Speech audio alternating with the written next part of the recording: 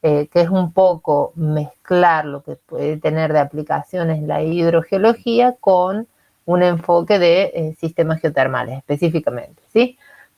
Tienen distintos estudios, distintos enfoques se pueden hacer con los isótopos estables y solo vamos a ver uno. Después ustedes en la bibliografía que yo les recomiendo para este tema, tienen distintos estudios que se pueden hacer, se pueden hacer específicos para hidrogeología, estimar áreas de recarga, alturas de áreas de recarga, distintas mezclas entre acuíferos, pueden hacer estudios de mineralogía de yacimientos hidrotermales activos, yacimientos hidrotermales fósiles, se pueden hacer distintos estudios. Entonces, bueno, nosotros vamos a ver una aplicación específica, pero después no dejen de leer porque es muy interesante todas las aplicaciones que pueden tener estos isótopos estables, ¿sí? Vamos a compartir acá para comenzar. Muy bien. Bueno, como les decía entonces, vamos a empezar a hablar de qué son los isótopos ambientales. La clase que sigue, que la va a dar el profe Ricardo, van a empezar a ver qué son, qué son, pero sobre todo, qué aplicaciones desde el punto de vista de la geoquímica podemos tener con los isótopos radioactivos, ¿sí? Que es otra rama de los isótopos, ¿sí? Entonces, ¿se acuerdan que nosotros estuvimos viendo en los prácticos pasados distintos tipos de agua desde el punto de vista de la clasificación de la geoquímica? Nosotros decíamos tenemos aguas bicarbonatadas cálcicas, aguas cloruradas sódicas, entonces lo que hacíamos era una clasificación en función de la química del agua, de los mayoritarios, le podíamos poner un nombre y hacer una clasificación.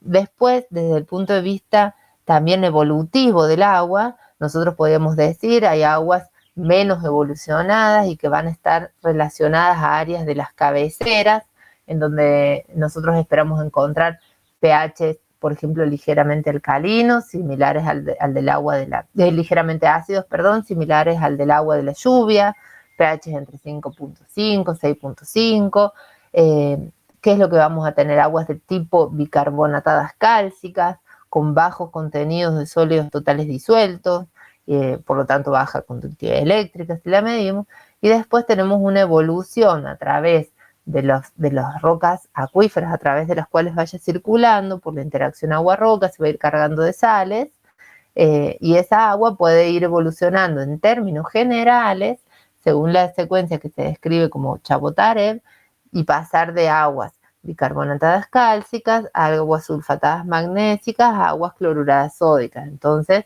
cuando nosotros encontramos un agua clorurada sódica con elevado contenido de sales y alta conductividad eléctrica, vamos a poder interpretar que es un agua más evolucionada, es un agua que yo esperaría encontrar en las zonas de descarga de un acuífero. Por lo tanto, obviamente es la composición, por ejemplo, del agua del mar. Pero bueno, siempre yo lo que me gusta hacerles hincapié es que esto es una evolución general del agua dentro de una cuenca sedimentaria, ¿sí? En términos generales. Después nosotros tenemos que hacer análisis específicos de la geología local, de lo que nosotros estamos haciendo la investigación, y bueno, y tener en cuenta que hay determinados procesos o condiciones geológicas particulares que puedan hacer modificaciones de esta regla general de evolución del agua, ¿sí? Entonces, hasta ahora todo lo que estábamos viendo era desde el punto de vista de la geoquímica del agua. Ahora, si queremos conocer el origen del agua, nosotros podemos valernos de otras herramientas. Hay distintos tipos de agua cuando hablamos en relación al origen, y para eso es que nosotros vamos a estudiar los isótopos estables del agua, ¿sí? Entonces, ¿cuáles son los isótopos estables que nosotros podemos estudiar si queremos conocer el origen del agua? Bien, vamos a tenemos el protio, tenemos el deuterio, que es el hidrógeno 2, y tenemos el tritio, que es el hidrógeno 3, pero este es un isótopo radioactivo, por lo tanto no lo vamos a aplicar en este práctico. También puede ser cosmogénico o antropogénico, ¿sí? Pero este isótopo en particular, por ejemplo, se utiliza para hacer dataciones del agua, ¿sí? Y saber cuán vieja, entre comillas, es un agua, por ejemplo, en función del contenido de tritio, ¿sí? Son otras aplicaciones. En este caso particular, como nosotros vamos a trabajar con los isótopos estables, vamos a hacer hincapié en el deuterio, que es el hidrógeno 2, y su relación con el proteo, con el hidrógeno 1, y después de los isótopos estables del oxígeno, tenemos el más abundante, el oxígeno 16, el que le sigue en abundancia es el oxígeno 18, que es el isótopo más pesado, estable, y después tenemos el 17, pero no es tan estable, por lo tanto, la relación que se utiliza para hacer estos estudios de isótopos ambientales en el agua es la relación del oxígeno 18 en relación al oxígeno 16, que son los dos más abundantes, ¿sí?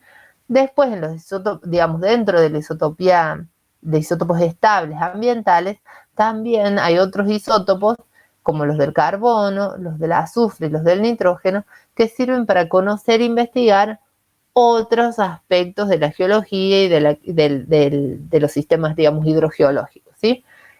Por ejemplo, los carbonatos sirven, si nosotros hacemos estudios de la isotopía de los carbonatos, podemos ver, hay distintos fraccionamientos, que nosotros vamos a ver ahora de qué se trata el fraccionamiento, entonces se puede investigar el origen de los carbonatos.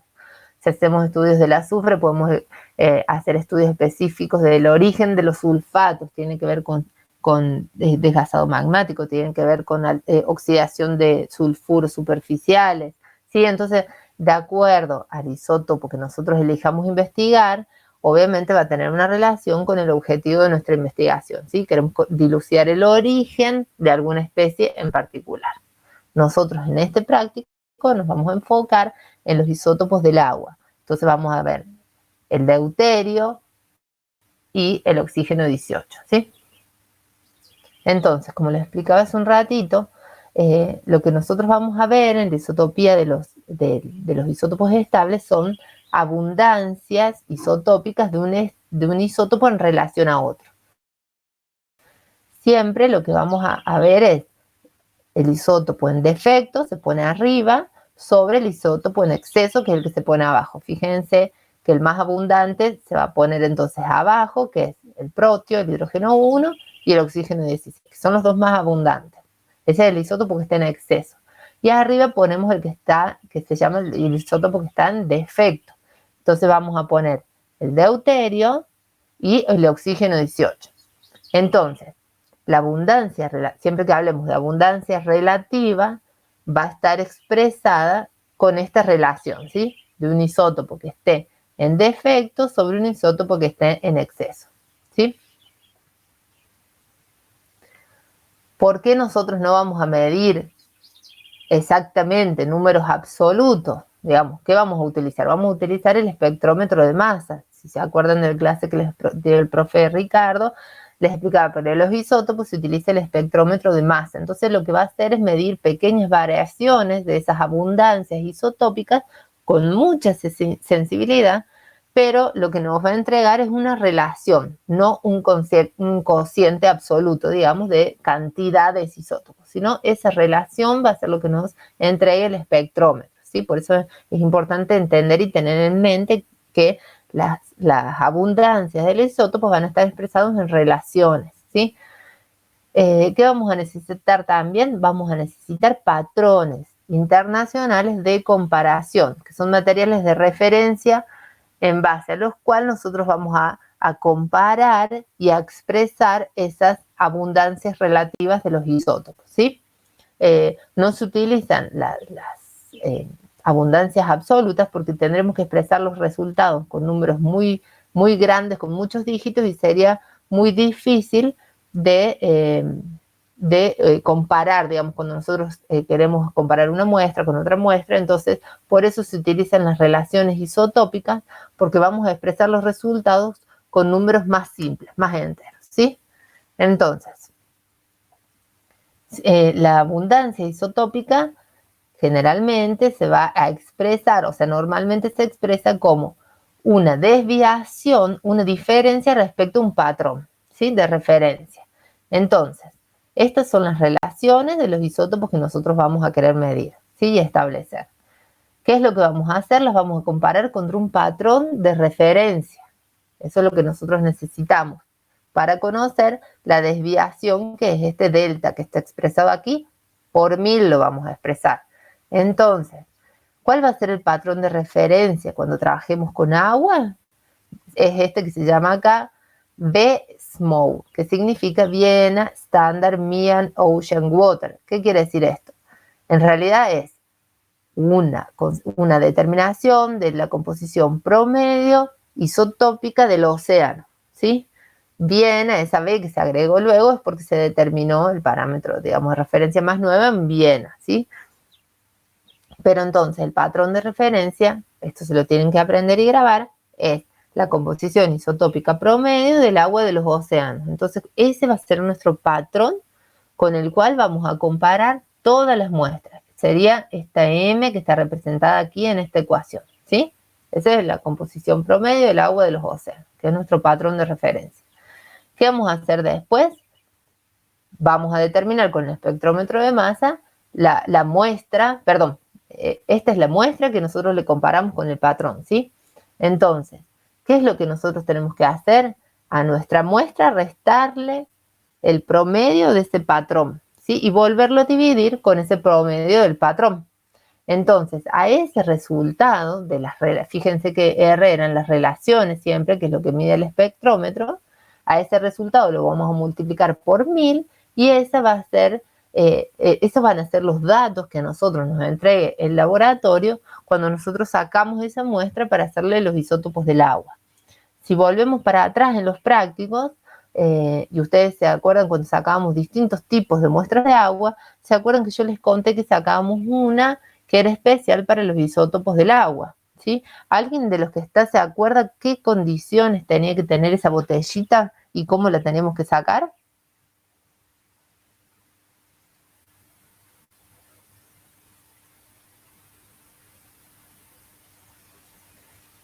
A ver si alguien se acuerda.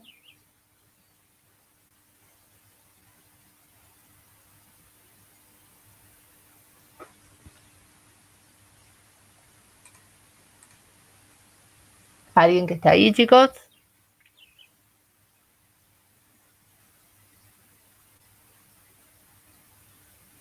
¿Me escuchan? Puede ser que eran 50 mililitros. Bueno, ya que se escucha, ¿quién me ayuda a decir? Alguien me dijo por ahí 50 mililitros.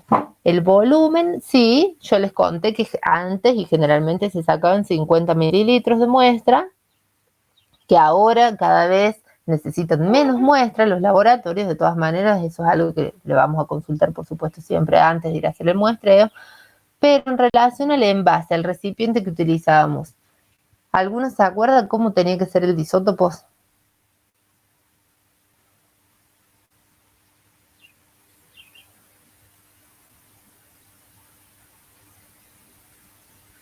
¿Eran todos iguales? ¿Eran diferentes los envases?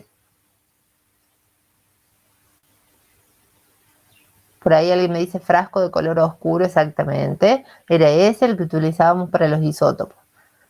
¿Por qué? Eso es lo que vamos a ver ahora cuando empecemos a hablar del fraccionamiento. Entonces, cuando queríamos sacar una muestra para isótopos estables, íbamos a sacar ese frasquito de vidrio de color oscuro y sin cámara de aire, ¿sí? Esas son las condiciones fundamentales e imprescindibles que nosotros tenemos que tener en cuenta si queremos sacar una muestra para hacer análisis de isótopos estables.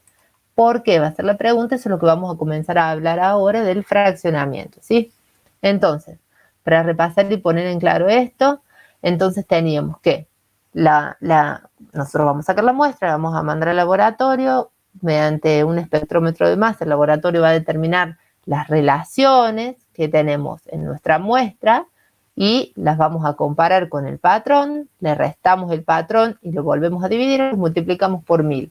Y esa desviación, que es el delta oxígeno 18, y de igual se pone igual cuando es el hidrógeno y el deuterio, el delta deuterio expresado por 1000, van a ser los resultados que vamos a obtener del laboratorio, que es lo que ustedes van a tener en el práctico de hoy, ¿sí?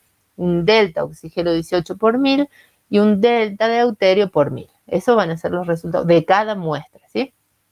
La ecuación esta para el oxígeno, para el hidrógeno es igual, ¿sí? Se pone el deuterio sobre el hidrógeno y es lo mismo, en la muestra y en el patrón. Entonces, cuando tenemos esto, si tenemos un valor positivo en esta desviación respecto al patrón, ¿qué quiere decir? Por supuesto que si aquí va la muestra y aquí va el patrón, si tenemos un valor positivo, quiere decir que nosotros tenemos una relación más grande que el patrón. Si tenemos un valor negativo, quiere decir que tenemos una relación más chica o más pequeña que el patrón. ¿Sí? Esto es importante que lo tengan en mente y que lo entiendan, ¿sí? Cómo tenemos que construir esta ecuación. ¿Por qué? Porque ahora vamos a comenzar a ver cómo se produce el fraccionamiento de estos isótopos y por qué, para que ustedes razonen, por qué generalmente nosotros vamos a trabajar con valores negativos, ¿sí? Entonces los resultados generalmente que nos entrega el laboratorio van a ser delta oxígeno 18 y delta deuterio menos 40 menos 8 por 1000, ¿sí? Ya vamos a ver. Entonces ese menos tienen que entender qué es lo que significa. ¿Qué significa? Que generalmente van a tener menos que el patrón de referencia, que es el agua del océano, ¿sí?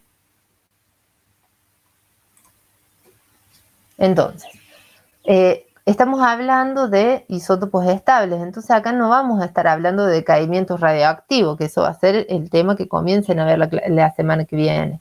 Acá vamos a estar hablando de isótopos estables que no decaen en el tiempo, pero entonces, ¿por qué tenemos distintas concentraciones en los distintos reservorios? En un río, en un lago, en el mar, en las precipitaciones. ¿Por qué vamos a tener distintas relaciones? ¿Por qué? Porque las moléculas del agua van a tener distintos isótopos, ¿sí? Entonces, de acuerdo a cómo estén compuestas esas moléculas del agua, van a tener distintas masas. Esas distintas masas van a hacer de que las reacciones químicas, físicas y biológicas se produzcan en todas las moléculas del agua, pero a distintas velocidades. Entonces, estas distintas velocidades van a producir un fraccionamiento isotópico, ¿sí? Este fraccionamiento isotópico va a ser lo que el causante, digamos, de que nosotros vayamos a distintos lugares a hacer campañas de muestreo, o incluso en el mismo lugar nosotros saquemos una muestra de una vertiente, de un pozo, de un río, y tengamos distintas señales isotópicas, ¿sí? Van a estar en relación a este fraccionamiento isotópico. Si nosotros tenemos en esta relación del fraccionamiento isotópico es mayor a 1, quiere decir de que el isótopo tiene tendencia a permanecer en A, ¿sí? Simplemente eso quiere decir esa relación. Entonces, como les decía, la molécula del agua va a estar conformada por distintas combinaciones de estos isótopos estables, lo que va a producir distintas masas de esa molécula del agua, ¿sí? Entonces, esa diferencia en la masa de la molécula del agua va a hacer que los cambios de estado del agua produzcan fraccionamiento isotópico. Entonces, si nosotros partimos de un líquido y a ese líquido lo vaporizamos, lo pasamos a la fase vapor, no va a ser igual la señal isotópica del remanente de esta agua que quede acá, que haya sido evaporada, a la composición isotópica que tengamos en la fase gaseosa. Y tampoco va a ser igual luego cuando se produzca la condensación. La fase líquida a partir de la cual se formó va a ser distinta a la fase gaseosa, ¿sí? Ahora lo vamos a ir viendo qué es lo que pasa. Entonces, si nosotros tenemos un reservorio de agua líquida y que por evaporación se nos va a generar vapor, entonces esa evaporación va a ser más efectiva comenzando por las moléculas más livianas. Fíjense que acá tenemos, por ejemplo, un oxígeno 16, un hidrógeno, un próteo y otro próteo. Entonces, esta es una de las moléculas más livianas. ¿Qué es lo que tenemos acá? Una molécula que tiene un oxígeno 16, un próteo y un deuterio. Y por acá tenemos una molécula de agua que es un oxígeno de 18 y un próteo, por ejemplo. Entonces, lo que ustedes tienen que pensar es, cuando se produce la evaporación, las moléculas que estén compuestas por isótopos más livianos van a ser las primeras que tengan tendencia en pasar a la fase vapor, ¿sí? Eso por un lado. Y viceversa, si nosotros tenemos una fase vapor y vamos a condensar, que va a pasar a la fase líquida, entonces ustedes imagínense una nube que va a empezar a llover. Entonces, cuando desde ese vapor se condensen, siempre van a tender a condensar las moléculas que estén compuestas por isótopos más pesados. Entonces, eso es importante que lo entendamos. ¿Por qué? Porque de eso va a condicionar los tipos de señales isotópicas que podemos encontrar en los distintos reservorios y nos van a ayudar a tratar de entender qué procesos o qué cosa nosotros vamos a estar viendo reflejada en la señal isotópica de las muestras. Estamos viendo por ejemplo, una evolución desde el mar hacia el continente, estamos viendo distintas alturas. Todas esas son las cosas que nosotros vamos a poder interpretar a partir de la composición isotópica de las muestras de agua, ¿sí? ¿Hasta ahora se entiende, chicos, cómo se produce el fraccionamiento? Si alguien tiene alguna duda, por favor, pregúntenme, porque esta va a ser la base para que nosotros pensemos el teórico, ¿sí? El práctico, perdón. Si no tienen ninguna pregunta, seguimos.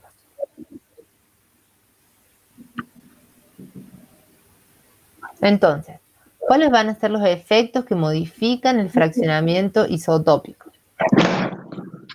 ¿Alguien tiene una pregunta, chicos? ¿Solo es algún micrófono? Silencio a todos. Cualquier cosa, silencio a todos. Si alguien tiene una pregunta, me la dice. Entonces, ¿cuáles van a ser los efectos que modifican el fraccionamiento isotópico? ¿Sí? Estos se los tienen que aprender y los tienen que tener en cuenta. Vamos a tener un efecto de latitud, un efecto que se llama continental, un efecto de altitud y un efecto de cantidad, que vamos a ir viendo ahora. ¿Qué es el efecto que se llama de latitud? Nosotros tenemos el ecuador y a medida que aumente la latitud, es decir, que nos vayamos alejando del ecuador, se van a ir produciendo precipitaciones con valores isotópicos cada vez más empobrecidos. ¿Qué quiere decir empobrecidos? Que las lluvias son cada vez más livianas, ¿sí? ¿Con respecto a qué? Nosotros tenemos que decir siempre, más empobrecidos respecto a qué. Bueno, al patrón de referencia, ¿eh? ¿Qué es lo que va a suceder? Si nosotros estamos en el ecuador, ustedes tienen que pensar esto. El fraccionamiento isotópico va de la mano con la temperatura. ¿Por qué? Porque tiene que ver con los cambios de estado del agua. Entonces, ustedes piensen esto. Si estamos en el ecuador, tenemos mucha temperatura y nosotros vamos a tener en nuestro reservorio, nuestro patrón de referencia es el agua del océano, la composición isotópica promedio del agua del océano. Si nosotros generamos evaporación en el ecuador a muy alta temperatura, ustedes piensen lo que les expliqué recién de las moléculas, o sea, si hay una temperatura más baja, solo las más livianas van a poder pasar a la fase vapor. Ahora, si la temperatura es elevada, van a pasar primero las más livianas, pero también van a empezar a pasar las moléculas más pesadas a la fase vapor. ¿Por qué? Porque tenemos mucha temperatura. Entonces, ¿cómo va a ser esa muestra del vapor isotópicamente respecto al agua del océano? Muy distinta, muy diferente. ¿Cómo va a ser?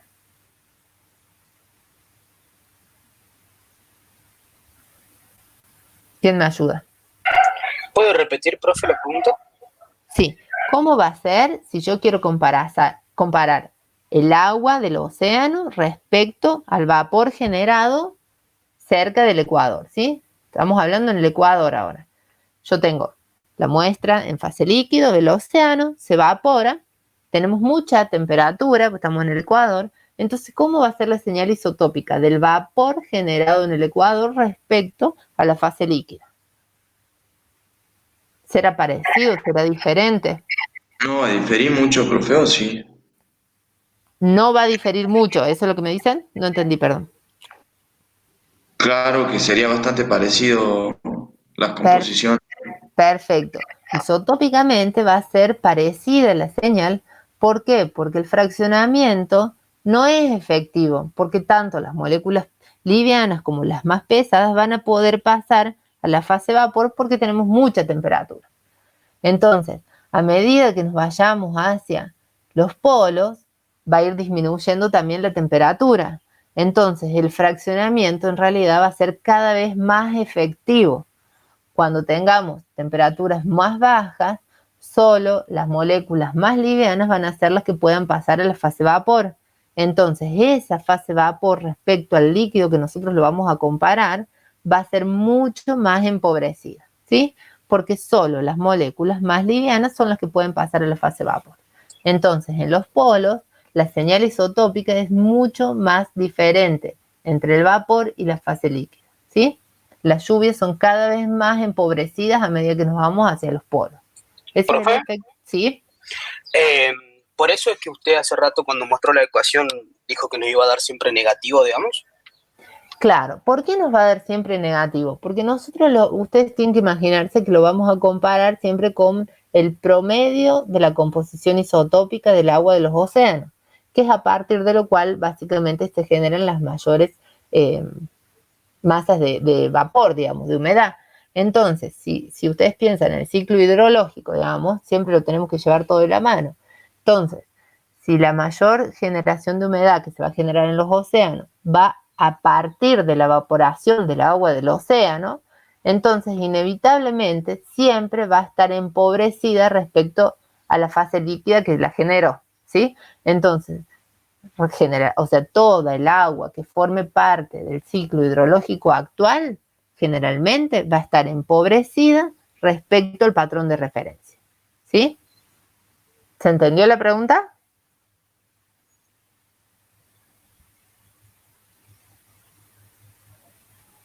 Ahora vamos a ver unos diagramas, que vamos a ver cómo vamos a tener que graficar las muestras de agua y en qué cuadrante nos van a caer generalmente todas las muestras del ciclo hidrológico.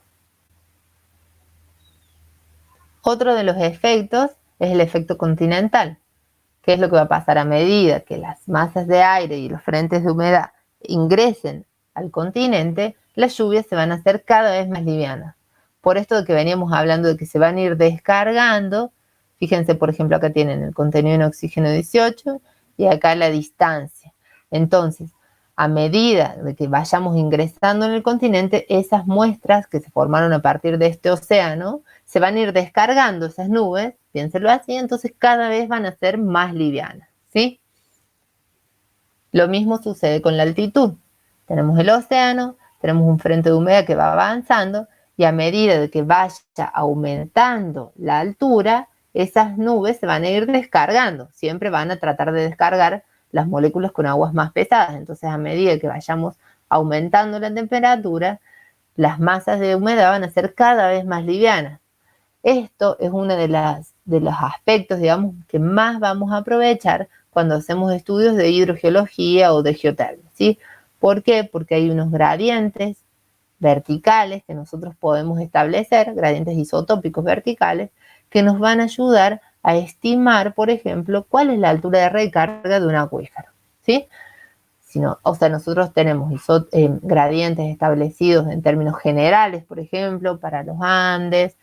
O sea, lo que nosotros tenemos que hacer es o tomar estos gradientes generales o bien sacar distintas muestras a distintas alturas en el área que nosotros estemos investigando y definir nosotros cuál es el gradiente isotópico vertical en esa área, ¿sí?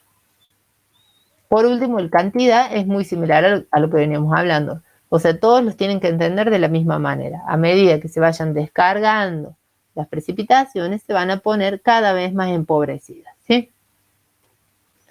Entonces, ¿cuál era una de las principales aplicaciones que vamos a tener de los isótopos estables cuando hagamos estudios de hidrogeología, de geotermia? Van a ser definir el tipo de agua, ¿sí? Entonces, ¿qué tipos de aguas vamos a poder encontrar? Desde el punto de vista del origen, ¿sí? No estamos hablando de la geoquímica, ya no estamos clasificando las aguas, ni hablando que si son aguas de cabeceras o aguas de zonas de descarga, estamos hablando del origen. Entonces, vamos a tener las aguas meteóricas, que son todas las aguas que están incluidas en el ciclo meteorológico actual, ¿sí? En el ciclo hidrológico que tenemos hoy. Entonces, ¿qué aguas van a ser estas? El agua de las precipitaciones, de los ríos, de los lagos, de los océanos, de los acuíferos profundos, del acuífero freático, toda el agua que forme parte del ciclo hidrológico actual. Esa es el agua que se define como agua meteórica. ¿Qué es el agua marina? Son las aguas que pueden invadir recientemente los sedimentos costeros, entonces tienen una composición isotópica similar al agua del mar, pero ¿qué es lo que va a pasar? Pueden tener o mayor dureza o una composición es ligeramente diferente si son aguas atrapadas hace mucho tiempo. ¿Por qué? Porque esto siempre va a ir de la mano con la edad, digamos, del agua que queda atrapada en los sedimentos.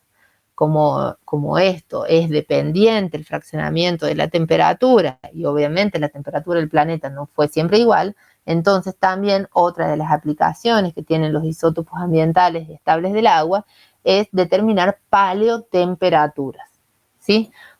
Por esto de que hablamos de la estricta dependencia del fraccionamiento a la temperatura, ¿sí?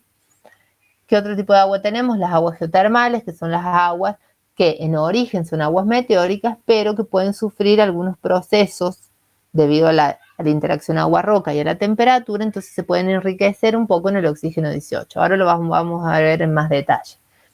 Las aguas congénicas son las aguas que se quedan atrapadas al momento de formación de los sedimentos. Entonces, ¿qué es lo que puede suceder? Pueden tener contenido en deuterio iguales o menores al agua del mar, y el oxígeno en 18 puede ser mayor cuando comparemos. ¿Por qué? Porque pueden ser aguas que hayan sufrido evaporación. Entonces esas aguas que se hayan evaporado quedan atrapadas en los sedimentos y bueno, son tipo de aguas congénitas. Ya vamos a ver en un diagrama que es un XY donde ponemos la isotopía de las muestras de agua y vamos a entender estos procesos de fraccionamiento o de intercambio con la roca de caja. Después tenemos las aguas metamórficas, que son aguas que se calcularon isotópicamente, qué relación tendrían estos isótopos de los minerales que están en equilibrio, digamos, con este metamórfico. Entonces hay toda una zona donde caerían las aguas metamórficas. Y por último tenemos las aguas magmáticas o las aguas juveniles que se llaman, y específicamente nosotros acá trabajamos con las aguas andesíticas que están definidas para los Andes y que son aguas que están en relación, digamos, o sea, son aguas que vienen directamente de la desgasificación de una cámara magmática. Entonces tiene una composición isotópica muy distinta de las aguas meteóricas, ¿sí? Y aquí es donde vamos a encontrar, por ejemplo, valores positivos en el oxígeno 18. Ahora lo vamos a ver en un diagrama para que sea más claro. ¿Qué es lo que va a pasar? Nosotros vamos a trabajar con una cierta desviación, un delta oxígeno 18 por 1000 y un delta deuterio por 1000 en cada muestra de agua, ¿sí? Eso es lo que nos va a entregar el laboratorio. Ahora, se hicieron estudios que los hizo Krein y Dasgard hace ya mucho tiempo, que hicieron estudios en relación a las precipitaciones a nivel global y establecieron de que hay una tendencia de las precipitaciones a nivel mundial que estaría representada por una línea, ¿sí? Definieron esta ecuación que gráficamente, digamos, está definida, tiene una pendiente de 8 y un exceso de 10. Esa línea, que se conoce como línea meteórica mundial, fíjense acá en este diagrama, se las voy a poner aquí, en este. ¿Cómo vamos a expresar nosotros el contenido de isótopos estables? Vamos a hacer un diagrama XY. En el eje de las ordenadas tenemos que poner la desviación respecto al deuterio. Y en el eje de las X vamos a poner la desviación respecto al oxígeno 18, siempre expresados por 1000, ¿sí? Esas son la expresión de los contenidos isotópicos, digamos.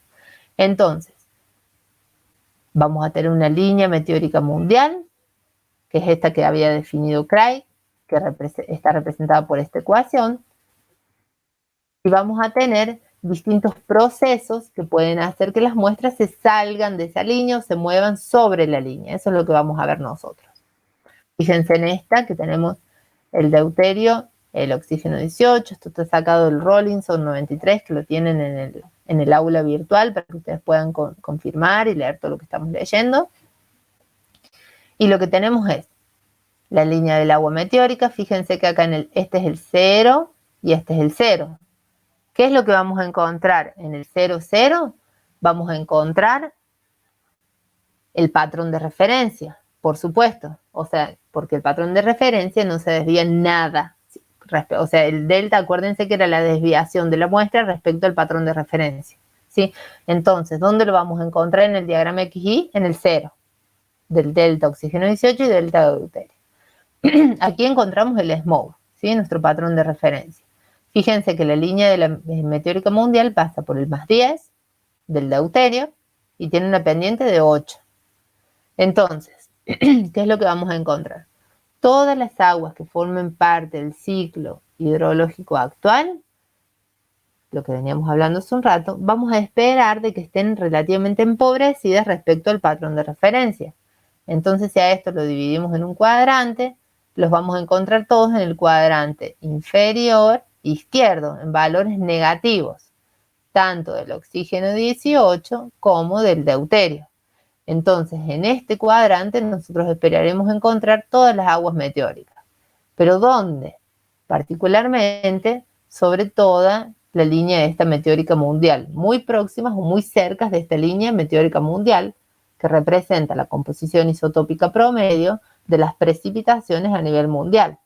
Entonces, por supuesto que sí, todo el agua del ciclo hidrológico va a estar relacionada a las precipitaciones, ¿sí? Entonces, no es que las vamos a encontrar en cualquier lado de este cuadrante, sino muy cerca o próximas a esta línea meteórica mundial. Si nosotros estamos trabajando en un área donde hay muchos estudios e investigaciones isotópicas, también vamos a encontrar que quizás tenemos la suerte de que se haya definido una línea meteórica local para ese lugar que nosotros estemos trabajando. Entonces, es como que afinamos un poquito más esta recta y lo que vamos a tener son pequeñas variaciones en la pendiente y en el exceso del deuterio, por supuesto, pero ligeras, ¿sí? Entonces las líneas meteóricas locales, si las tenemos, por supuesto que las podemos utilizar para hacer los estudios, ¿sí? Comparar con esa línea en lugar de comparar con la línea meteórica mundial. ¿Qué es lo que va a pasar? Estos efectos que estuvimos hablando hace un ratito, el efecto latitud, continental, cantidad y altitud, van a hacer que las muestras que yo pueda encontrar cuando esté haciendo una investigación caigan en distintos lugares sobre esta recta. No es que caen estrictamente arriba, pero caen muy próximas, ¿sí? Es todo un campo que se define. Entonces, ¿qué es lo que va a pasar? Si yo me voy cerca de los polos, voy a encontrar muestras más empobrecidas isotópicamente sobre la línea.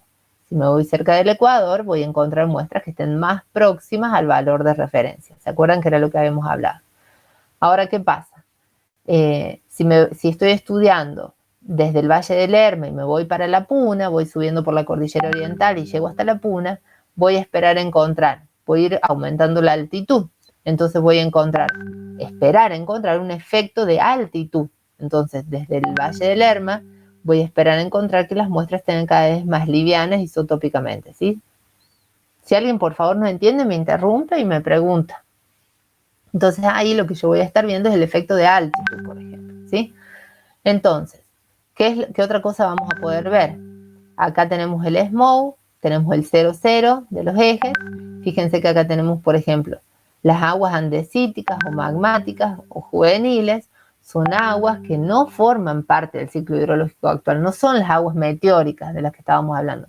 Son aguas que tienen que ver con la desgasificación de la cámara magmática, de una cámara magmática. Entonces van a tener señales isotópicas del oxígeno 18 positivo, fíjense que acá tenemos el 0 y acá ya tenemos valores positivos, pero valores negativos del deuterio, del delta deuterio, ¿sí? Entonces aquí tenemos la caja de las aguas andesíticas, que se llama. Y luego después tenemos distintos valores de aguas metamórficas que han establecido diferentes autores, ¿sí? Entonces, hasta ahora hablamos de los procesos que pueden hacer que las muestras, por ejemplo, se muevan o se desplacen sobre la línea meteórica mundial, ¿sí? Todos estos efectos que hablamos hace un rato. Ahora yo les voy a explicar dos efectos que podemos hacer y que vamos a ver, que pueden hacer que las muestras de agua se salgan de la línea meteórica mundial o de la línea local que es la que estemos trabajando, ¿sí? De acuerdo a lo que estemos trabajando. ¿Qué vamos a tener? Un efecto que se llama intercambio isotópico con la roca de caja hace que las aguas que son en origen meteóricas, pero que tienen altas temperaturas y circulen durante mucho tiempo con la roca, pueden intercambiar el oxígeno 18 con la roca de caja y cargarse de oxígeno 18. Entonces esas aguas van a estar enriquecidas solo en oxígeno 18 respecto a las aguas meteóricas de referencia. Entonces, si yo encuentro muestras de agua desplazadas y enriquecidas solo en el oxígeno 18, quiere decir que son aguas geotermales, que en origen eran meteóricas, pero que intercambiaron isótopos del oxígeno 18 con la roca de caja a altas temperaturas y por lo tanto se enriquecieron en el oxígeno 18, ¿sí? Entonces, si encuentro estos tipos de agua, puedo estar viendo aguas geotermales, ¿sí? ¿Profe? ¿Sí? Cuando usted dice aguas con elevadas temperaturas, ¿se refiere a las condiciones estándar del agua, digamos, que está por encima de lo normal?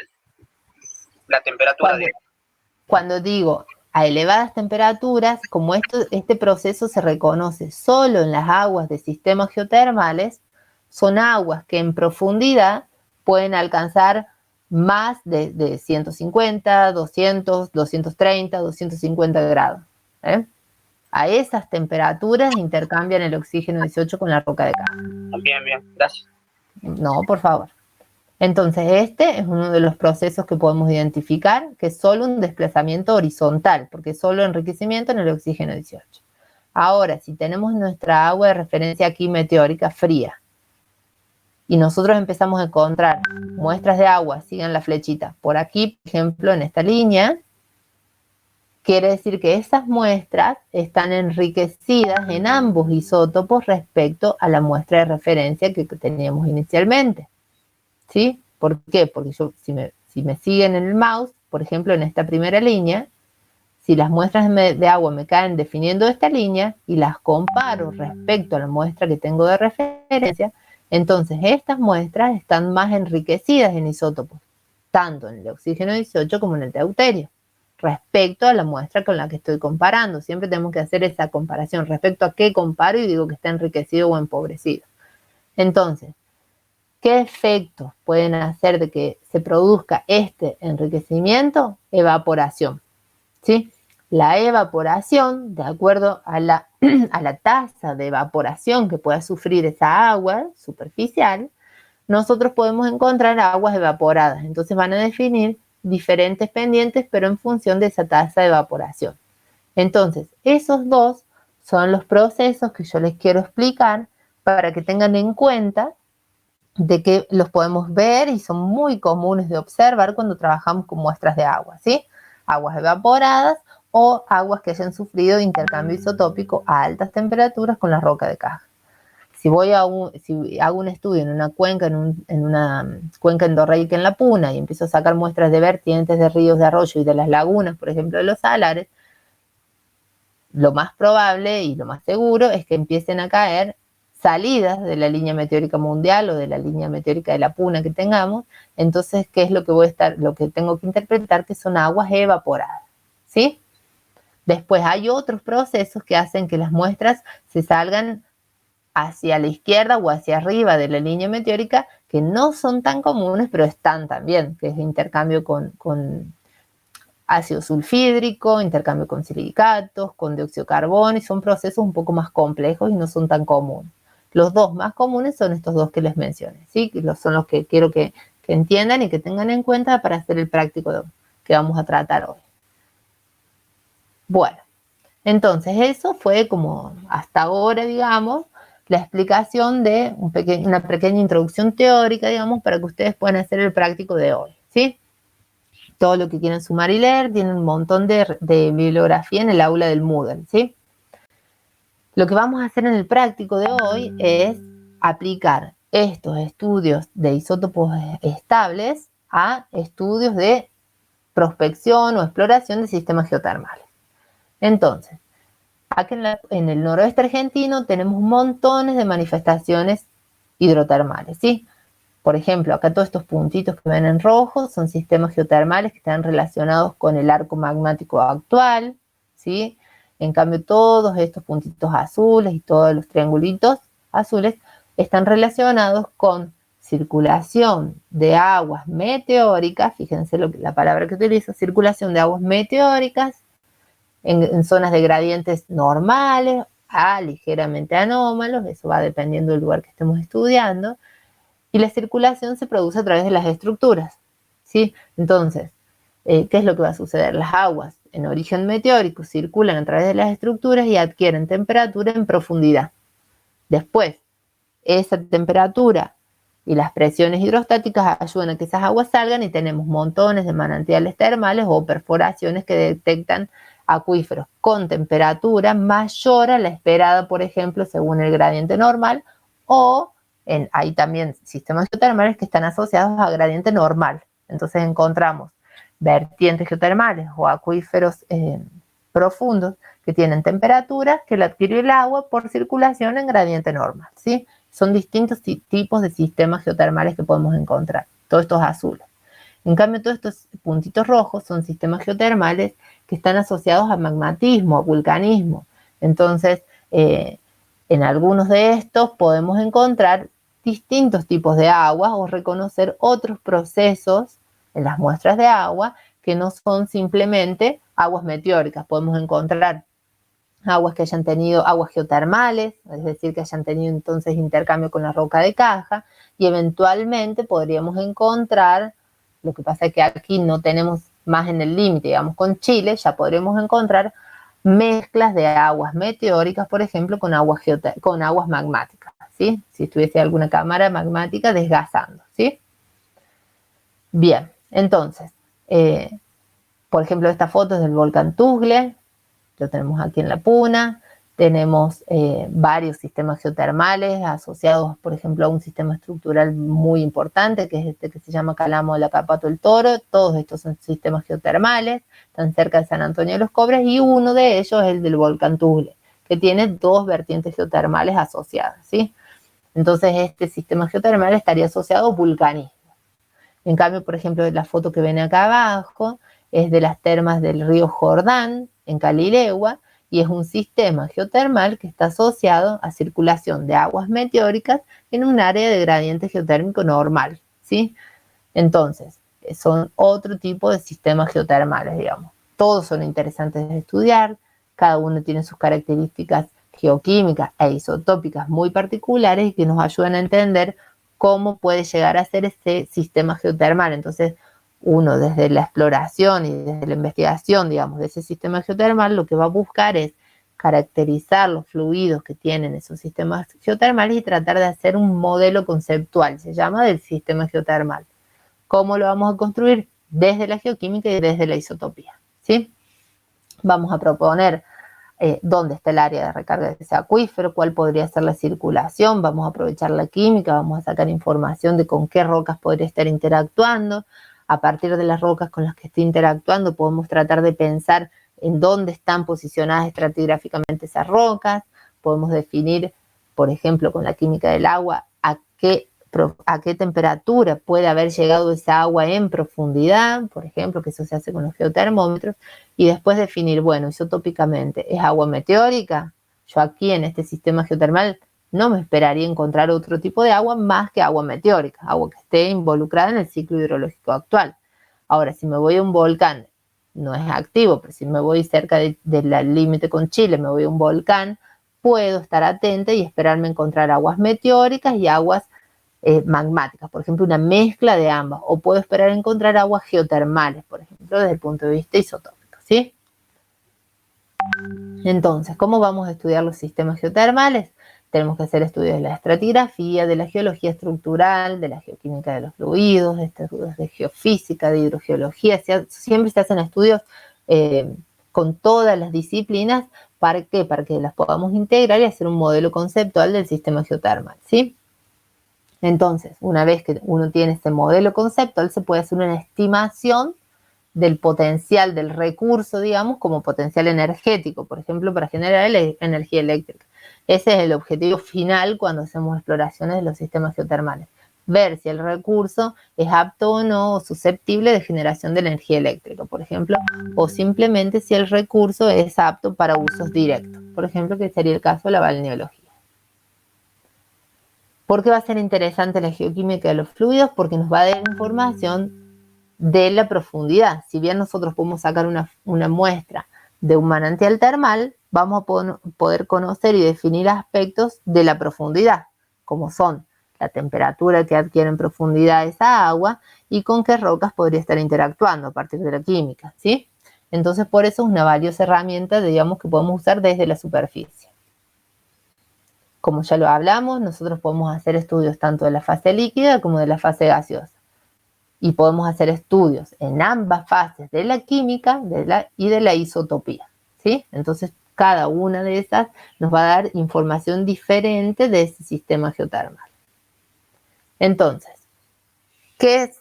Esto lo vamos a ver un poquito. ¿Por qué? Porque el práctico está enfocado en un sistema geotermal real que existe, que es el sistema geotermal de la caldera del Cerro Galán, que está en la Puna de Catamarca. Y entonces, con esas muestras de agua, tanto de la geoquímica y de la isotopía, ustedes me van a tener que ayudar a pensar cómo es el sistema geotermal de esa caldera, ¿sí? Asociado a esa caldera volcánica. Entonces, ¿qué es un sistema geotermal? Nosotros tenemos una fuente de calor, que puede ser magmática o puede ser el mismo gradiente geotermal normal, ¿sí?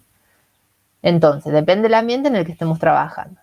Vamos a tener el área de recarga, que va a estar definido por donde se ingresen, digamos, todas estas precipitaciones y que puedan recargar el reservorio, que se va a calentar en profundidad por esta fuente de calor, ¿sí? Y puede ser de que salga, por ejemplo, a través de las estructuras. Entonces nosotros podemos encontrar manantiales termales o fumarolas en superficie que están conectadas con el reservorio principal a través de estructuras, por ejemplo. O bien se puede hacer un pozo y encontrar un acuífero termal, ¿sí? Eso depende del sistema que estemos estudiando. ¿Qué vamos a necesitar por encima? Necesitamos una roca, sello. Es igual que un sistema petrolero, necesitamos un sello que contenga ese acuífero geotermal, ¿sí? Entonces, básicamente esas son las cosas que nosotros vamos a definir y ustedes me van a ayudar a pensar en este práctico. ¿Cuál puede ser la fuente de calor? ¿Cuál puede ser la roca reservorio? ¿Cuál puede ser la roca sello?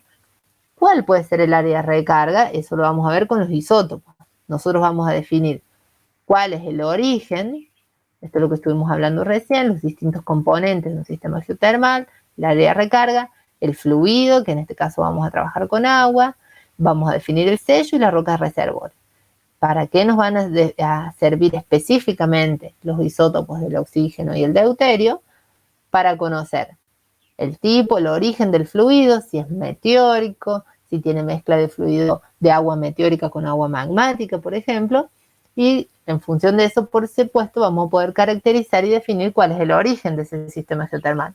Si yo encuentro, por ejemplo, que tenemos mezclas de aguas magmáticas con aguas meteóricas, entonces ya sé que el origen de ese sistema geotermal es una cámara magmática que se está desgasificando, ¿sí? Por ejemplo. Pero una aclaración que les hago acá es, nosotros, para poder sacar una muestra que sea pura de agua magmática, nos tendremos que ir a un volcán que esté activo, irnos al cráter, que el cráter no va a tener ninguna influencia de ningún reservorio por encima, y entonces sacar una muestra, por ejemplo, de una fumarola que esté en el cráter del volcán y condensar eso, y esa agua ahí podríamos tener una muestra, por ejemplo, pura de un agua magmática que se está desgasificando, está saliendo en fase gaseosa, ¿sí? Nosotros la condensamos y la podemos analizar, ¿eh? Pero generalmente lo que vamos a encontrar en los sistemas geotermales, por ejemplo, asociados a vulcanismo, podemos encontrar mezclas de agua. Entonces nosotros sacamos una muestra de este reservorio geotermal y puede tener influencia de las aguas meteóricas que están recargando ese reservorio y también eventualmente un poco de aporte de aguas magmáticas, ¿sí? Entonces encontraríamos una muestra que está desplazada, por ejemplo, de la línea meteórica mundial hacia el campo de las aguas magmáticas, por ejemplo, ¿sí? Como les contaba hace un ratito, el práctico, acá tenemos la zona volcánica central, acá teníamos el Calamo de la Capato del Toro, que era ese sistema de fallas que les contaba hace un rato, donde estaba el volcán Tuxtla y todas esas manifestaciones hidrotermales, ¿sí? Que les mostré hace un ratito. Si nos vamos hacia el sur, tenemos la Puna Austral. El COT, digamos, como ustedes ya saben, divide la Puna septentrional y la Puna Austral. Nos vamos hacia el sur, a la Puna Austral. Hay otro de esos grandes lineamientos que, bueno, ahora están un poco en discusión si existen o no tanto. Y tenemos sobre ese lineamiento, tenemos una de las calderas más grandes que tenemos acá en los Andes centrales, que es la caldera del Cerro Galán, ¿sí? Que está en Catamarca. Ahora vamos a ver un poco de qué se trata. Esta caldera volcánica está formada por dos estructuras tectónicas principales que actuaron se llaman como de bisagra, es un tipo de caldera que se llama de trapdoor, es decir, que como si fuera una puerta, una de estas estructuras hace como de bisagra, se cae todo el piso de la caldera, todo esto lo estoy explicando con las manos, aunque no me vean, sería más fácil presencial, pero bueno. Una de estas estructuras actúa como de bisagra, sale toda la erupción, se genera la caldera y luego se cierra. ¿Y qué es lo que pasa? Empieza a resurgir, es una caldera resurgente se llama. Empieza a rebotar y sube todo el piso de la caldera y genera este domo resurgente en el medio, ¿sí? Todo esto es el mismo piso de la caldera que sube cuando rebota, digamos, y genera ese domo resurgente. Está formado por ignibrita, fíjense. La ignibrita es lo que sale producto de la erupción de esta caldera, de la formación de la caldera, ¿sí? Es la ignibrita galán. ¿Qué más le quería contar? Esta caldera hizo erupción hace 2.1 millón de años. Esa es la erupción que formó la caldera que vemos hoy, que es la caldera del Cerro Galán. Después hay ignibritas más viejas, fíjense acá en la columna estratigráfica, y también hay lavas y otros tipos de depósitos, digamos, volcánicos asociados. Hay bloques y cenizas, que es cuando se genera un domo y se desarma, colapsa gravitacionalmente. Hay distintos tipos de materiales volcánicos asociados. Pero así en términos generales, y para hacer una simplificación, tenemos 3 sitios donde hay manifestaciones del sistema geotermal, que está asociado a esta caldera volcánica. Esta es una caldera muy grande, tiene 35 kilómetros aproximadamente de diámetro. Y tenemos, fíjense que les conté que hizo erupción hace 2.1 millón de años, pero aún hoy vamos y tenemos 2 sitios con emisiones de manantiales termales y un sitio con fumarolas geotermales, ¿sí? Ahora vamos a ver. Fíjense que están asociados a estructuras, porque se acuerdan que hablamos que necesitamos algo que conecte el reservorio con la superficie. Entonces fíjense que acá, si nosotros trazamos las estructuras principales, tenemos un sitio con emisión de fumarolas geotermales y 2 sitios con manantiales termales, ¿sí? El sector que está hacia el sur, que se llama la Colcha, perdón, está primero el sector de aguas calientes, que es que está aquí, está al norte. Tiene, esperen que les hice lío. Esta es la Colcha. Esta laguna que está acá, que se llama Laguna Diamante, acá está el sistema de los manantiales termales. Fíjense que toda el área geotermal drena sus aguas hacia la Laguna Diamante, que es una laguna muy salada. Todas estas lagunas son sitios Ramsar, no se pueden tocar, no nos podemos acercar ni nada, pues son protegidos desde el punto de vista ambiental y ecológico, digamos. Pero en todo el área acá hay numerosos manantiales termales que están calientes, el agua sale, miren, a 86.5 grados aproximadamente. Como estamos altos, ahí el piso de la caldera está a 4.500 kilómetros sobre el nivel del mar, entonces el agua sale en el punto de ebullición prácticamente, ¿sí? Genera todos estos ríos, que son estas fotos que se ven acá. Aquí al fondo está la Laguna Diamante y drenan hacia la laguna. Todos estos manantiales, fíjense que acá les cuento, tienen un pH 7, o sea, un pH neutro y una conductividad en milisiemen bastante elevada. Entonces son salados, fíjense que depositan montones de sales en los alrededores de los manantiales, ¿sí? Esto es una de las, fíjense que si nos vamos al práctico, no les estoy mostrando el práctico, eso ya lo tienen cargado en el aula. Una de las, se los voy a cambiar así lo pueden ver.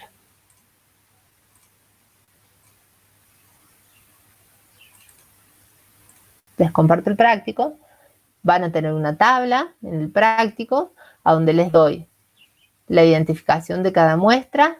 Tienen la Colcha, aguas calientes. ¿Están viendo el práctico? Por las dudas, alguno confírmeme. Sí, profe.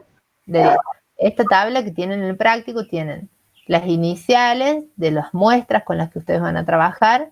Tienen la Colcha, aguas calientes, piscinas burbujeantes del Galán, vertiente fría, río Galán y río afluente. Vamos a pasar de nuevo al PowerPoint.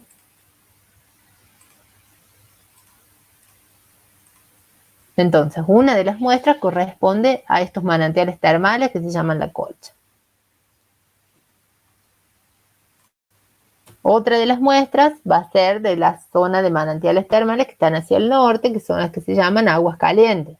Acá también tenemos manantiales termales que salen hasta 66 grados prácticamente, con pH relativamente neutros y conductividades un poquito más bajas, de 3.24. Toda esta información también la van a tener en esa tabla del práctico, ¿sí? Acá sale desde las terrazas que se forman, hay terrazas fluviales, terrazas de las ignimbritas, digamos, y aquí salen todos los manantiales termales que hacen todos estos arroyos. Todo esto que ven acá está a 56 grados aproximadamente. Acá tienen como un pozo donde hay burbujeo, fase gaseosa. Está súper interesante, está lleno de vertientes termales, digamos. Otra de las muestras que van a tener en el práctico es de este río, fíjense que es AC, que es un río que viene desde el este, va ingresando al área de la caldera y recibe luego el aporte de todos los manantiales termales. Todo esto se lo cuento para que tengan en cuenta después cuando tengan que interpretar los datos del práctico. Entonces van a tener una muestra que es de los manantiales calientes y una muestra que es del arroyo, aguas calientes, cuando esté ingresando a la caldera y luego recibe el aporte de los manantiales termales, ¿sí? Así que esta muestra vamos a esperar que sea diferente a esta muestra de los manantiales termales. Van a tener que prestarle atención a los pH, a las temperaturas, a la composición química del agua y a la señal isotópica, ¿sí? Para poder hacer el práctico. Y después está la zona de las piscinas burbujeantes del Galán, que acá se ve desde lejos, que es toda una zona de alteración argílica, está todo alterado, toda la ignimbrita está alterada, está transformada a arcilla, y tienen unas piscinitas burbujeantes, que esto es fluctuante, depende de la estación del año, el agua sube y baja, a veces están secas, formando solo fumarolas, y a veces están húmedas. Entonces ahí pudimos sacar muestras de agua y tener una muestra también de esa agua que está formando esas piscinitas burbujeantes. Entonces esa va a ser otra de las muestras de agua que vamos a contar para el práctico, ¿sí? Y esta ya sería la última. Entonces, para simplificar y para que hagamos el práctico, nosotros vamos a simplificar la estratigrafía del área, ¿sí? Entonces vamos a hacer de cuenta que tenemos un basamento sobre el cual se genera esta caldera, digamos. Vamos a tener un grupo de ignimbritas y lavas y rocas viejas, y por encima la ignimbrita del Cerro Galán. Vamos a hacer de cuenta que tenemos esos tres bloques. El basamento, que son lavas, hay andesitas, está el basamento ignometamórfico. Después tenemos un grupo de ignimbritas. Toda la descripción de esto lo tienen en el práctico de todas maneras, pero para que ustedes lo simplifiquen. Tienen ignimbritas y algunas lavas, y después por encima ya tienen la ignimbrita del Cerro Galán, que es todo lo que está en amarillo, todo lo que está más superficial. Entonces, vamos a dejar de compartir esto. En función de esta información que conversamos recién, aquí tienen todo explicado, toda la introducción como el marco geológico, digamos, que ustedes necesitan para entender este práctico, ¿sí? Cuando lo vayan leyendo, fíjense que tienen la descripción de todos los sitios que se muestraron con las iniciales de las muestras que ustedes van a tener en esta tabla. Entonces, ustedes vayan prestando atención a lo que leen, ¿sí?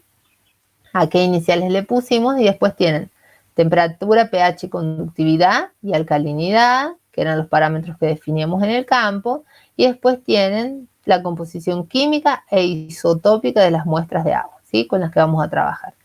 Fíjense y presten atención que yo acá directamente, para facilitarles, porque esto lo hacíamos a mano en clase, pero... ¿Profe? ¿Sí? No estamos viendo ninguna presentación, ¿no? Por la duda. Ah, gracias. Ponemos de nuevo. ¿Ahora sí? Sí, ahora sí. Perfecto.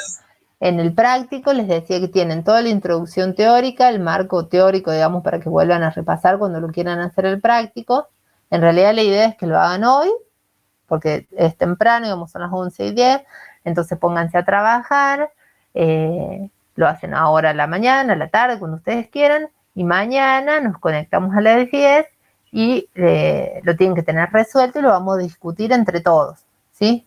Tienen la información, como les decía hace un rato, de todos los sitios que se muestrearon con los que vamos a trabajar, tienen la temperatura, el pH, la conductividad y la química del agua. Y acá lo último, fíjense que tienen el delta oxígeno 18 y el delta de deuterio, ¿sí? Entonces, acá las concentraciones, les decía, están en porcentajes de 1000 equivalentes, o sea que están listas para ingresar en realidad a un piper, ¿sí? Una vez que presten atención a toda la introducción geológica y a la tabla de datos, pueden leer acá a continuación cuáles son las actividades que yo quiero que desarrollen. Entonces quiero que me digan qué tipo de agua corresponde a cada sitio, que hagan los diagramas de Piper y los de Schweller. Quiero que hagan un diagrama de la isotopía del agua. Entonces, ¿cómo lo van a construir acá? Agarran el Excel. En este no se los puse directamente porque así lo hacen en la compu. Agarran el Excel y ustedes tienen que hacer un diagrama XY. Como saben, repasen un poquito por ahí la presentación, yo ya se las habilité en el aula. Tienen que poner en el eje de las ordenadas la desviación respecto al deuterio, en el eje de las X la desviación respecto al oxígeno 18, hacen un XY y ahí pueden cargar sus muestras, ¿sí? Cada muestra tiene su composición isotópica, fíjense, menos 5,8 del oxígeno, menos 52 del deuterio, por ejemplo. Entonces ustedes pueden ir poniendo un puntito por cada muestra. Aquí tienen para que carguen la línea meteórica mundial. Entonces eso lo cargan en el Excel. Pueden cargarlo como datos individuales o pueden cargarlo como la función, como ustedes quieran. Si lo cargan como datos individuales, después le agregan la línea de tendencia a ese set de datos que hayan hecho y ya tienen la línea meteórica mundial. Entonces, comparen sus muestras respecto a esa línea meteórica mundial y ahí siguen todas las otras preguntas que tenemos que resolver, porque el énfasis va a ser en la isotopía. Entonces, una vez que hagan ese diagrama XY con las muestras isotópicas, empiezo a preguntarles, ¿en qué se diferencian, por ejemplo, las muestras LC y AC respecto a la muestra RA? Entonces ustedes fíjense en el diagrama que hayan construido, cuáles son estas muestras, por qué las estaremos comparando con respecto a RA. Entonces y empiecen a pensar, ¿en qué se diferencian isotópicamente? ¿Son más pesadas, son más livianas, son iguales? Ustedes vayan escribiendo eso y todo lo que les salga. Escríbanlo, digamos, sin miedo, no importa se confundan. Y la idea es que mañana discutamos todos los resultados. Entonces vayan fijándose. Acá les va diciendo actividad por actividad qué es lo que tienen que comparar, porque son las ayudas que les van a servir para interpretar los datos.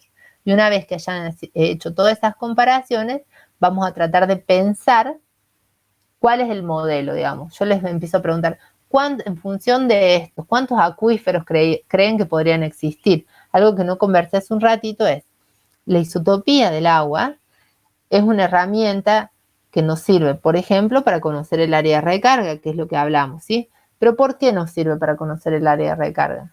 Porque nosotros esperamos que la composición y la señal isotópica, digamos, de una muestra no cambie ni se modifique sustancialmente en su recorrido en profundidad. Eso es importante que lo tengamos en cuenta. Por eso podemos determinar el área de recarga, ¿sí? Entonces, si yo tengo una muestra de una área de cabecera y una muestra de un acuífero profundo y son similares en esa área, yo esperaría o puedo inferir que el área de recarga es a donde tomé esa muestra que tiene esa señal isotópica muy similar a la del reservorio que estoy muestreando, ¿sí? Entonces esa es la manera. ¿Cómo? ¿Sería la de la cabecera? Claro, o sea, para buscar y tratar de definir las áreas de recarga, ustedes tienen que buscar señales isotópicas similares. No tiene que ser exactamente igual, pero tiene que ser similar. Entonces ahí vamos a poder investigar el área de recarga, ¿sí? Ustedes lo que tienen que tener presente para hacer las interpretaciones también es qué eran las aguas geotermales, por ejemplo. Eran aguas meteóricas en origen, pero que son las únicas que yo tengo que tener en cuenta que pueden modificar ligeramente su composición isotópica y enriquecerse en el oxígeno 18 solamente. Pero voy a tener una muestra de referencia con la cual las voy a comparar, que me va a estar hablando de la composición isotópica original de ese reservorio geotermal. Entonces, esas cosas que estuvimos charlando hoy son las que tenemos que tener en cuenta cuando quieran ir pensando y resolviendo el práctico, ¿sí?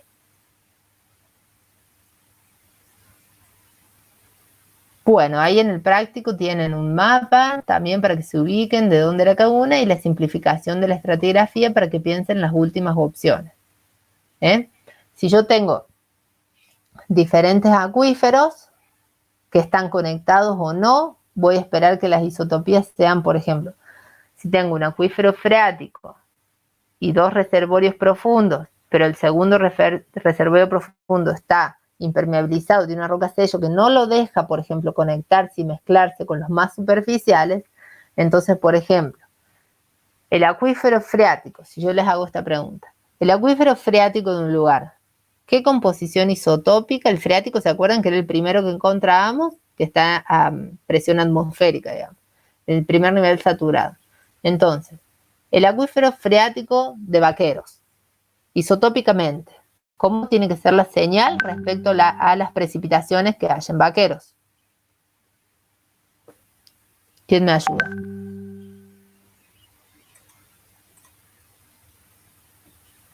¿Y serían casi similares, profe? Perfecto. Tendrían que ser muy similares porque el freático lo va a llenar, lo va a recargar en las precipitaciones. Ahora me voy un nivel más abajo. Tengo un acuífero, pero que no está confinado, o sea, no está bien separado entre el freático y el acuífero que le sigue en profundidad, sino que son sedimentos. Ya todo esto después lo van a ver en detalle en hidro, pero no importa, lo hablamos un poquito. Puede tener una conexión entre el freático y el acuífero, el primer nivel acuífero profundo, digamos. Entonces, si hay una conexión entre esos acuíferos, el freático y el primer nivel, digamos, de un acuífero profundo, ¿cómo va a ser la isotopía de ese acuífero?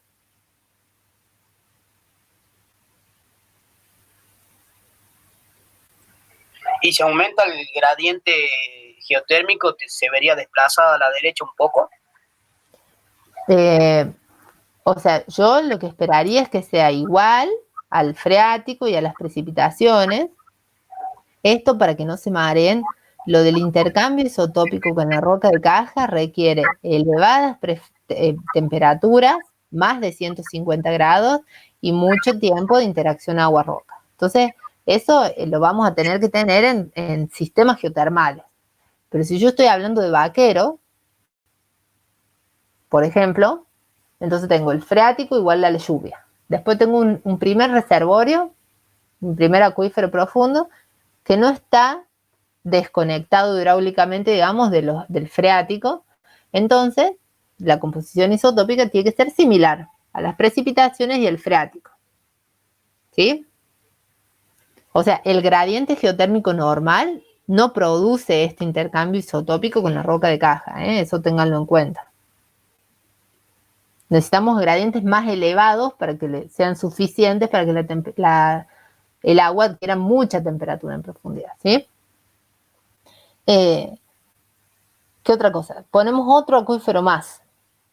Es un acuífero muy profundo, por ejemplo, que está en Vaqueros, que tiene una roca sello que lo separa totalmente del sistema más superficial, y le encontramos a ese reservorio una señal isotópica muy diferente a la del freático, por ejemplo, y las de las precipitaciones. ¿Qué le pasó a ese reservorio? ¿Qué le puede estar pasando?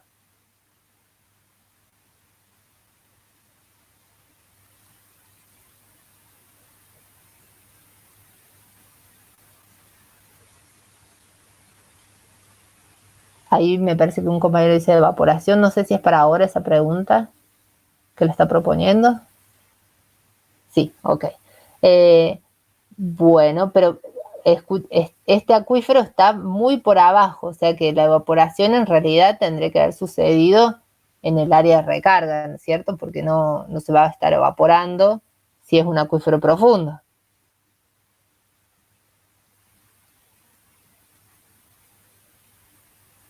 Fíjense que cuando pensamos, si el primer acuífero es similar al freático, que tiene su recarga local en las precipitaciones de Vaqueros, ¿qué le puede pasar a un acuífero que sea mucho más profundo, que esté desconectado de los acuíferos más superficiales, por ejemplo, y tenga una composición isotópica mucho más liviana, por ejemplo, que los acuíferos que estaban por encima? Entonces digo mucho más liviana para que no se confundan, por ejemplo, con la evaporación. ¿Qué le puede pasar? ¿Dónde puede estar el área de recarga de ese acuífero?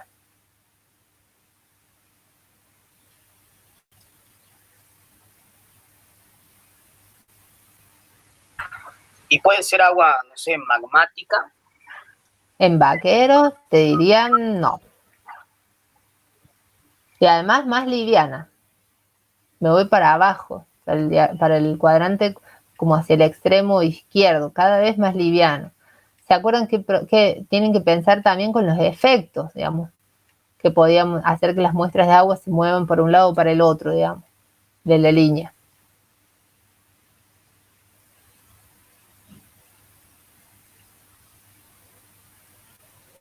Yo les ayudo. ¿Qué va a pasar? Por ejemplo, si yo tengo un acuífero profundo, el más profundo, tiene que estar cerca de un área de recarga.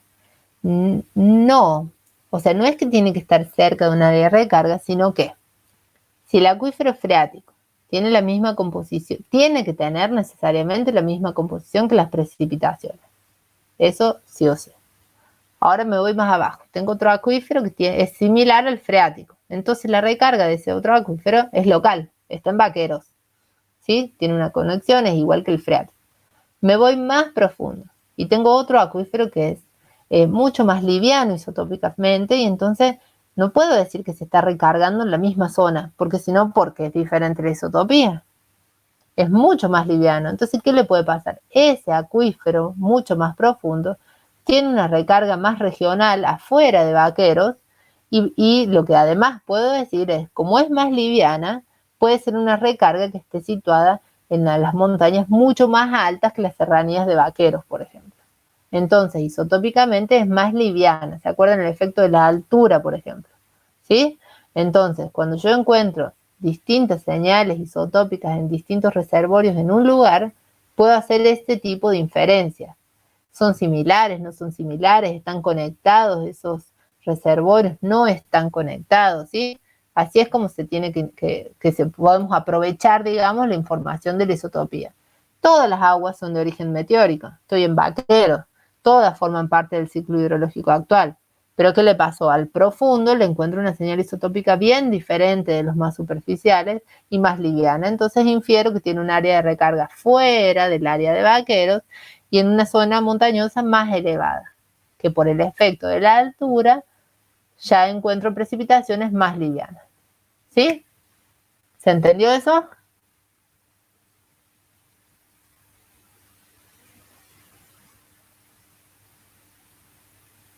Bárbaro.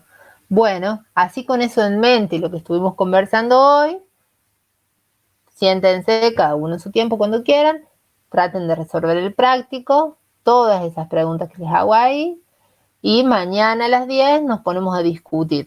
O sea, ustedes me tienen que contar sin miedo, sin ningún problema, digamos, de equivocarse, qué pudieron interpretar y qué pudieron pensar de cada una de esas cosas que yo les pregunto ahí en el práctico, ¿sí? Si nadie tienen, ya tienen habilitado el práctico y la introducción a esta teórico-práctica, digamos, que hicimos recién en el aula del Moodle, y mañana nos encontramos a las 10 para resolverlo. Sí, tienen que hacer un Excel y usen el EasyKim, que les di la clase pasada. Bueno, chicos, si no tienen ninguna duda más, nos vemos mañana. Gracias por escuchar.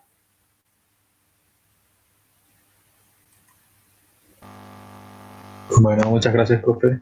Hasta mañana. Chao, chicos, que estén bien. Hasta mañana. Gracias, profe, hasta mañana.